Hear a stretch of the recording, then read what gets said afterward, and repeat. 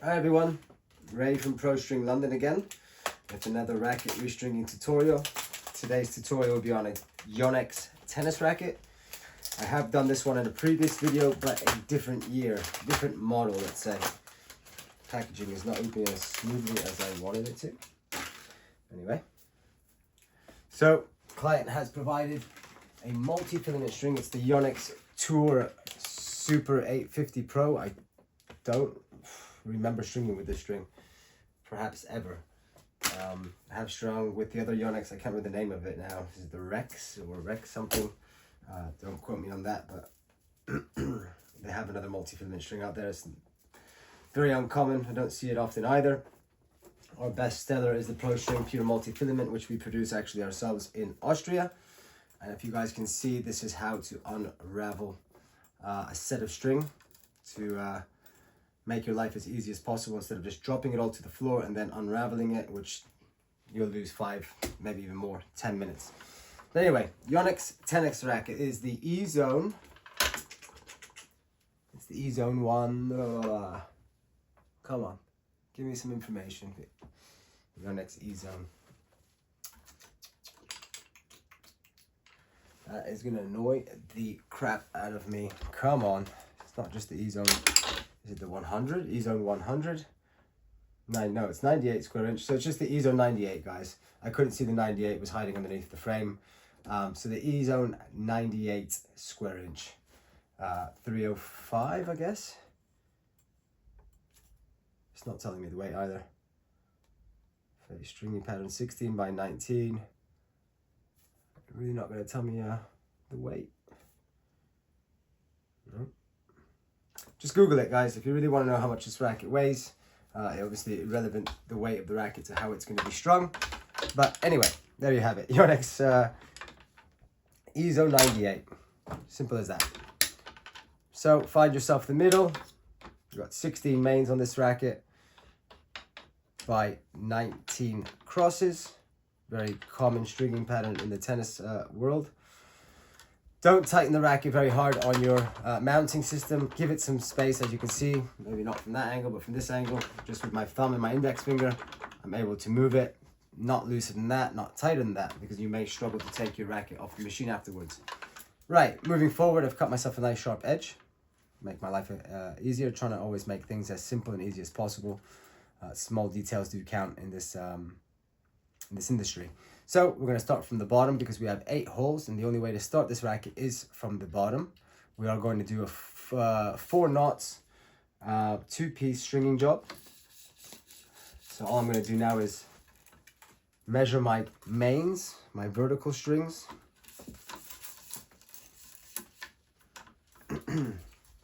So we've got 2 in the middle. That's 1 to each side. It's 8 to each side. So 8 minus 1 is 7. So 1, 2, 3, 4, 5, 6, 7. There you have it. Leave yourself a little piece here. So this string, my feeling is going to be quite stretchy. So, but anyway, in any case, there you have it. Just run the strings through your hand, thumb, index finger, however you want to do that, and find yourself the side that you measured with.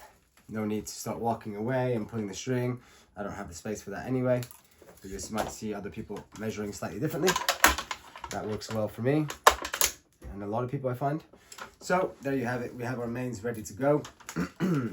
Client has requested 55 pounds of tension, which is exactly 55 pounds of tension is exactly 25 kilos to the 0.0.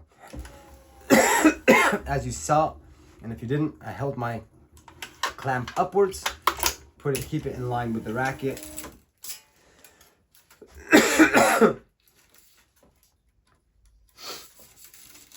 I'm just doing a little experiment. My dear friend Richard Parnell, yes, believe it or not, Mr. Parnell himself has come across some of my videos and has let me know that small tip.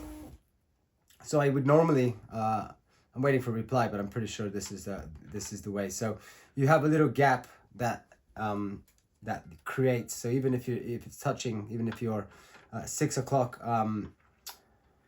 fixture is touching when you start, which it probably should be, just lightly touching, no extra pressure to be applied. There should be a gap that opens up, but according to him, leave that as it is, and he's always right as usual. So there you have it. The racket has come back to its ideal shape, I guess you could say. So hopefully he stumbles across this video now and then gives me the thumbs up. But I'll definitely keep that in mind from now on, seeing that I always just moved or got rid of the gap. But it kind of makes sense that I have been, I guess, making the frames. I mean, it's probably talking about maybe 1 millimeter, 2 millimeters. I'd imagine something, or maybe half a centimeter at the very most. I can't see it being much more than that. I could be wrong, but now I know that. So these the videos in itself are being helpful to myself. Hopefully to you guys as well. I'm learning. Hopefully you guys learn my good how do you say, my good points or pointers or advice, and hopefully there's not many bad ones where I can. There's always space to improve, right? Always, doesn't matter. But anyway, as you saw, 3 to each side, stringing symmetrically always, compensating the tension to each side of the racket. Don't string 8 to one side, or of course if it's 18-20, don't do 9 to one side. You're really going to put a lot of pressure on one side of the racket without putting any pressure on the other, and that could be very bad for the racket. But nonetheless, I now have 6 to this side. I did 3, and then another 3 on that side. That's why I have 6. And now we're going to do our other 3, which will be 4, 5, and 6 to be exact. I'm in London, UK, where the rain is falling thick and fast. It's like they turned the water tap on. It's just, or the shower, it's just has not stopped. It's been raining all night, all morning. Not good for us outdoor tennis players, I'll tell you that much. Unfortunately, there are indoor courts, of course, in London, but not all that many, believe it or not. I can count it probably. You've got 6 in Westway, in case you are planning to come to London or living in London.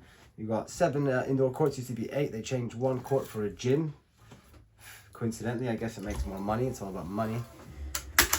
Unfortunately, you've got Virgin Active Riverside. So if we're talking about just pay and play system, then you've got what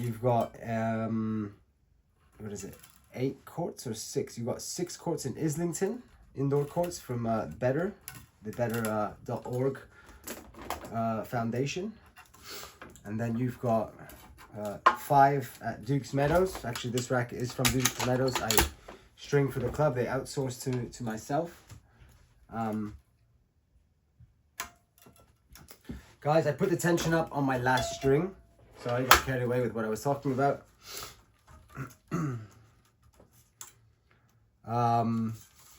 So you've got 5 brand new indoor courts at Duke's Meadows, 6 in Islington, 7 at Westway, so that puts us at what? So 7 and 6, 13 plus 5, 18. That's 18 pay and play that I can think of, and I think there's a few other ones scattered around, but much smaller clubs. Tension up, guys, 15 to 20% on your last main string before tying your finishing knot. As always, our Parnell knot. Down, around, and through. Down, around, and back in.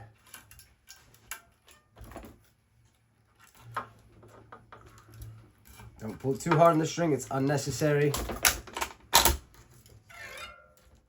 Beautiful.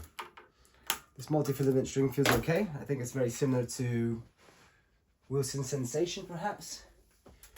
What is this called again? The Tour Super 850 Pro. Okay. Right, anyway.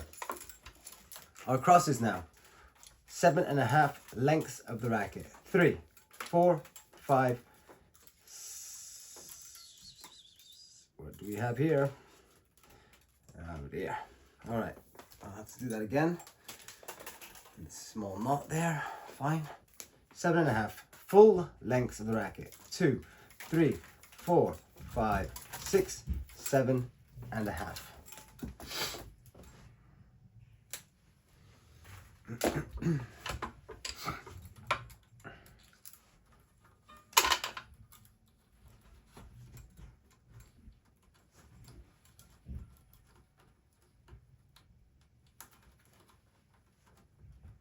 Parnell knot as well. I use the Parnell knot for all my knots, whether it's a finishing knot or a starting knot. Just a reminder, guys, you do not need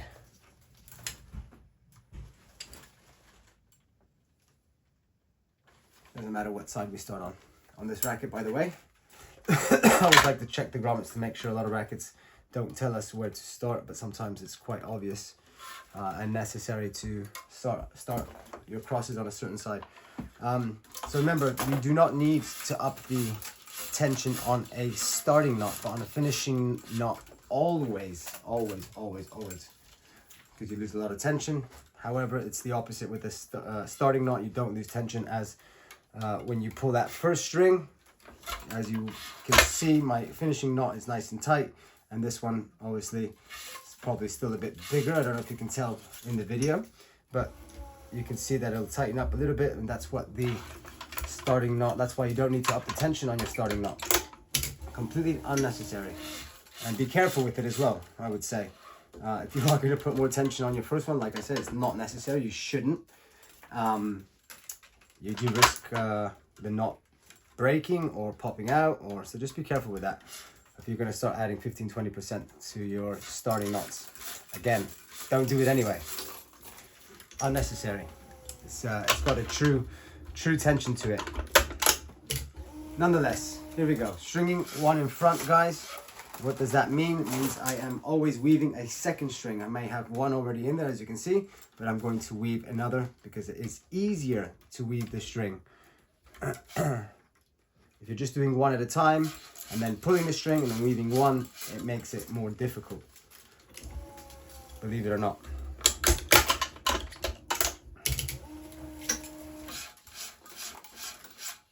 So as you'd imagine, there's less tension, right? As soon as I pull that, you've got more in the next one, and so on and so on. So that's why one ahead or one in front. So you're trying to take advantage of less tension before you make your next pull. So now there's more tension. As we add each string, or as we pull each string, it adds more and more tension throughout the racket.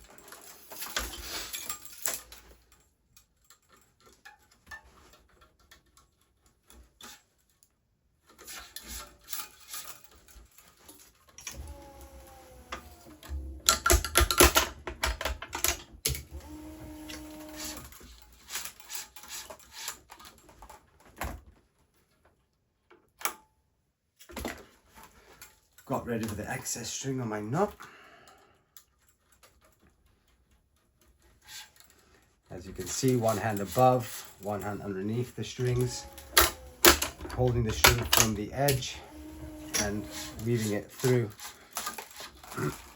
So some stringers have a preferred way of weaving. They'll pull some string out and then they'll do this, which I'm no pro at that.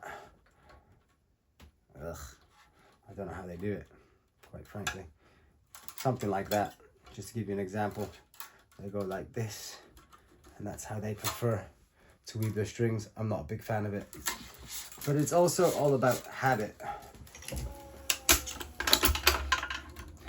As everything we do in life, if you do something enough times, it becomes a habit, and then it's second nature, right?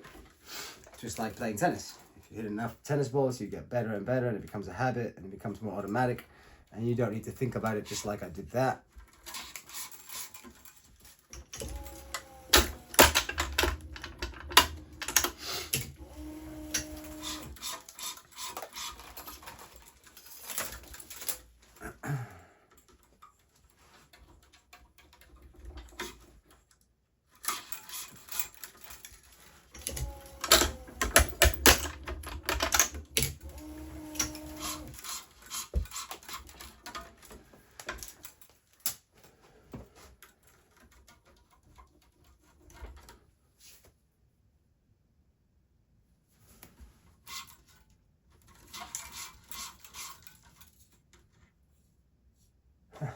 the amount of rain is just, my street is starting to get a bit flooded. Anyway, it is what it is, I guess. Choice, right? All choices we have in life. I grew up in Marbella, one of the most beautiful places in the world. They have the opposite problem. There's no water. There's not enough rain. They're threatened now 2 or 3 times the water.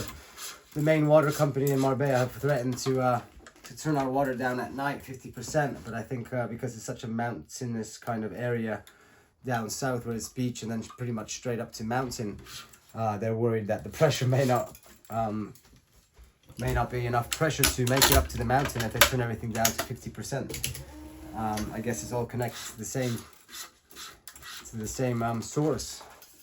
So they keep threatening to turn our water off or turn it down to 50% at night. Don't fill your pools. They're now finding people supposedly if you're filling up your pool in the winter. I believe it has rained recently quite a bit, a few days here or there, but still obviously not enough to make up for the dryness. But it has probably filled up people's pools at least, bonus. So I think there's a lot of people worried about what's going to happen this summer. I don't, being such a touristic area, I don't think they'll do that to the economy, down south at least. They need to keep it. But I mean, look, if they were to close swimming pools or whatever it might be, who cares? You got the beach. Stay away from all that shitty chlorine. God. Okay, I say that, but then I have kids and pool. It makes life much easier. I do have a villa without trying to make myself something I'm not or anybody. I'm going to lock my base because there was a bit of a crash there with I don't like when the string's being pulled. I don't like it touching my fixtures. But yes, having the pool in Spain, which we do in our private villa in Riviera del Sol to be exact, in Mijas Costa, near Marbella, it's very useful just to pop into your pool. And even if it's a community pool, I always grew up with a community pool in Spain at least. Never had our own private pool until a few years ago. But anyway, that's what these videos are not about. I'm not talking about myself, but I do like to talk, so sometimes I go off the rails a little bit, which is completely fine, I guess. It does get pretty boring by myself in here a lot of the time, just stringing. But anyway, I'll survive, I hope. Looking forward to going to Spain on the 28th, almost 3 weeks holiday. Well, holiday. That's not the downfall or anything like that, but I still carry on working. I do all the invoicing. I do up your tension on the last cross string, guys, 15-20% as always. I carry on working when I'm in Spain. I have the stringers doing their thing here on the ground, and I take all the calls, I do all the invoices, and the guys can just focus on picking up the rackets, getting them strung, and dropping them back off as quickly as possible. So all the school holidays, Easter, Christmas, summers, 4, 5, 6 weeks I spend in Spain. When you have a stringing business, it's actually, unless you're having thousands of rackets, which is probably unlikely, at least, I'm talking monthly, it becomes a bit tricky if you're paying your stringers well, if they do a good job. It becomes a lot less profitable. So I wouldn't say I lose money, but after all my expenses and all my receptions and all the overheads that I have, etc., it does make it a lot less worthwhile. I'm working hours and hours of answering the phone, talking to people, giving them advice, and so on throughout the summers or Easter or whatever. But I mean, at the same time, it's great to spend time with the kids, so money can't buy that, but maybe it can, I guess. Paying my stringers and stuff to take care of the business, maybe that is buying it. But the kids are only small once, and I'll never get that back. So for those of you out there that work as hard as I do or harder, spend time with your kids. You'll never get it back. And I'm also guilty of not spending enough time with them. I get wrapped up into spending time in my little jail here, I guess you could call it. Don't get me wrong, I'm at home, I'm working from home in my own comfort. It's okay. I'm not complaining. It's actually great. If anything, I'm very grateful to the life I have. But anyway, enough about me. Yonex Ezone 98. Has a VDM, vibration dampening mesh. There you have it. All done. I've straightened up my strings, as you should too. Hopefully there's not too much moving around that you have to straighten them up too much, because that will cause tension loss. There you go, guys. 55 pounds of tension with the Yonex Tour Series 850 Pro string, multi-filament string. Also, a little tip, I always put my dampeners on the floor on top of the labels that the client fills out, because I have been notorious for losing dampeners or not returning, and it still happened to me. It happened to me last week again.